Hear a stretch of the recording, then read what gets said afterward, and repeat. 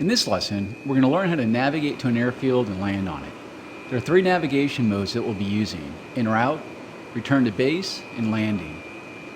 These submodes are selected automatically at appropriate points along the assigned flight path, but they can also be cycled manually. In this lesson, we'll use the automatic method.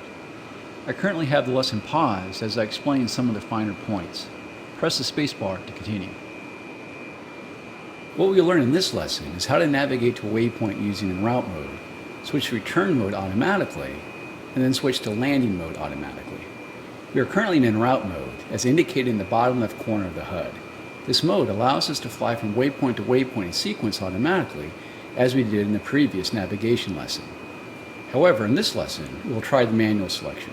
Press the spacebar to continue. You can see that waypoint 1 is selected with a range of 8.6 kilometers.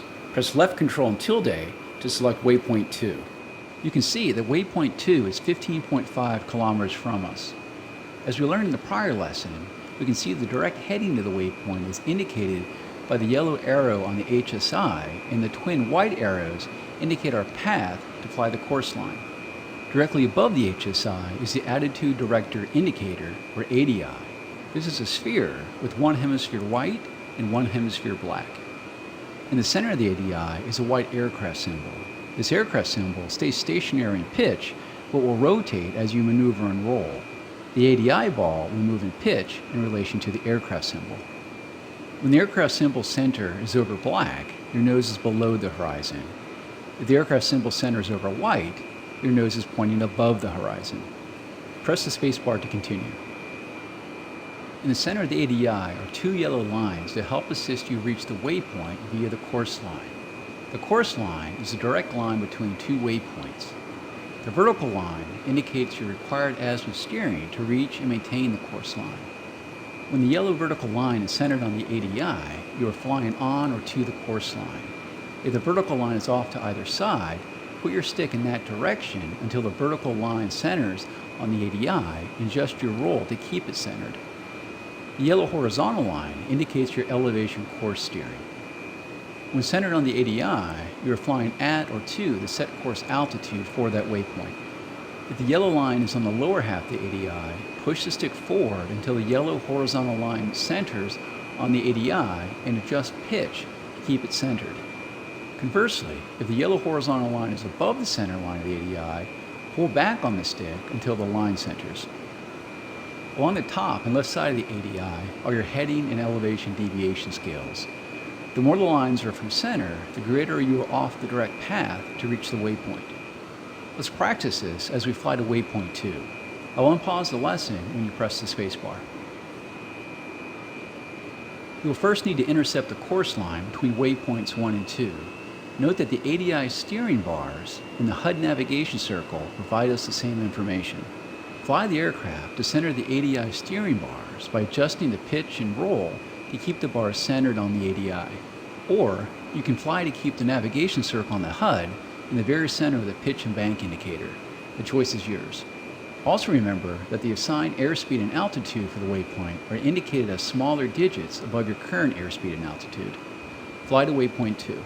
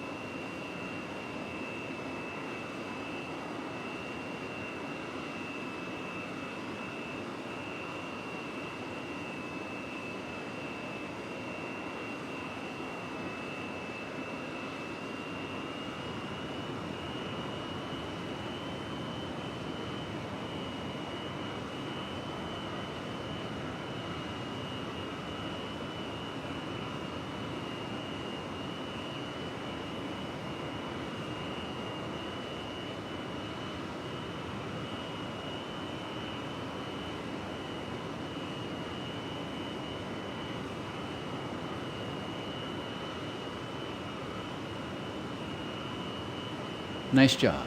As you may have noticed, the waypoint automatically cycled to waypoint 3.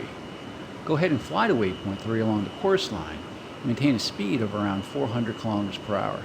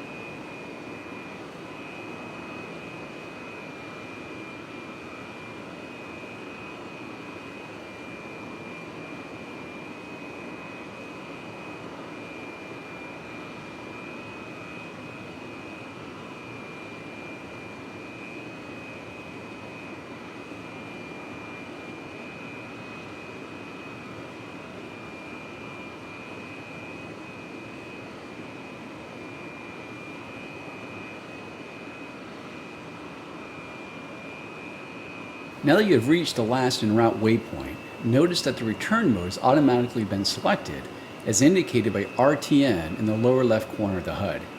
Your navigation steering will now provide you steering to intercept the instrument and landing system beams at the proper heading and altitude.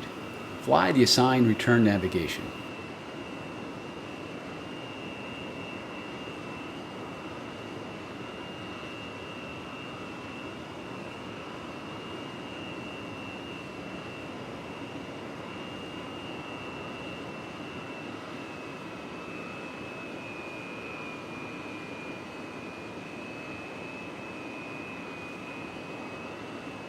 We've now entered the ILS beams and have automatically switched to the landing mode as indicated by the LNDG indication in the bottom left corner of the HUD.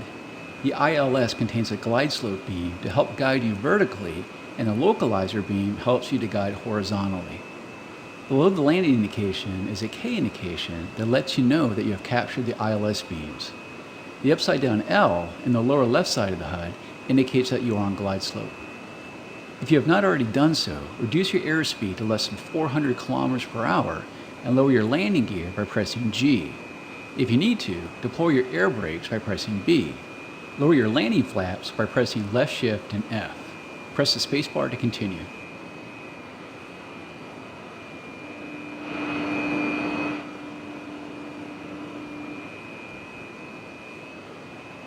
Also in the HUD are a large and small circle. The large circle is your director circle. As in other modes, fly the aircraft to center the circle inside the pitch and roll indicator in the center of the HUD. The smaller circle is your glide slope error circle. Like the director circle, you want to center this in the pitch and roll indicator. If the director circle is above the roll and pitch indicator, you are too high, and conversely, if it is below the roll and pitch indicator. If the director circle is left of the center and pitch and roll indicator, it means you are left of the localizer beam, and conversely, if it is right of the roll and pitch indicator. Once on glide slope, use pitch to control your airspeed and throttle to control your altitude.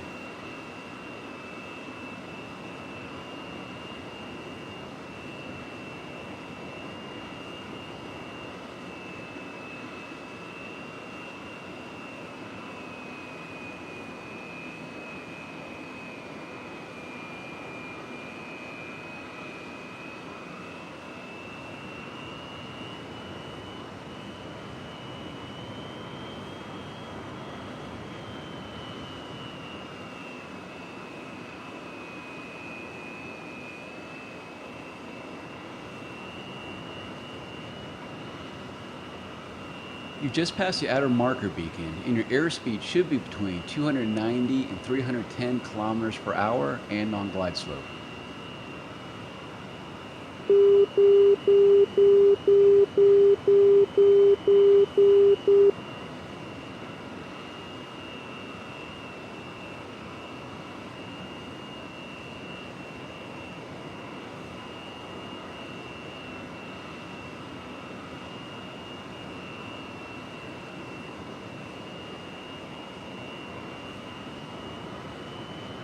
You have now passed the inner marker beacon, and your airspeed should be between 250 and 270 kilometers per hour.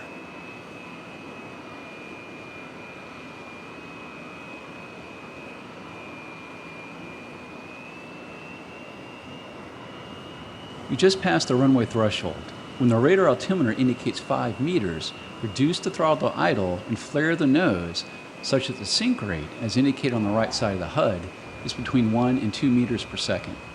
Once all the wheels are on the ground and your speed is below 250 kilometers per hour, release the brake and chute by pressing P. Hold down the W key to apply the wheel brakes until the aircraft comes to a complete stop.